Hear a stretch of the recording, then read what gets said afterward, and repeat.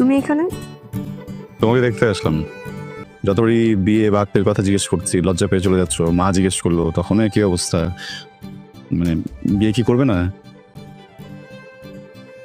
আচ্ছা, তোমার কালকে অফিস আছে না? তুমি যাও, ঘুমিয়ে যাও। হ্যাঁ যাবো, তাকো একবার। পারবো না, যাও তো। ঠিক আছে এখন চলে যাচ্ছে, সমস্যা নেই, কিন্তু কালকে কিন্তু অফিসে যাওয়ার আগে দেখা করতে আসবো। কেন? আবার বলে কেন? আমাদের এখনো বিয়ে বা আগ কিছু হয়নি, যখন হবে তখন এসো।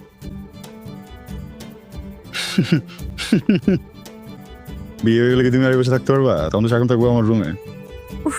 আবরার, এইটাই দেখতে আসছিলাম। কি সুন্দর চোখ, মাশাআল্লাহ, মন জুড়িয়ে গেল।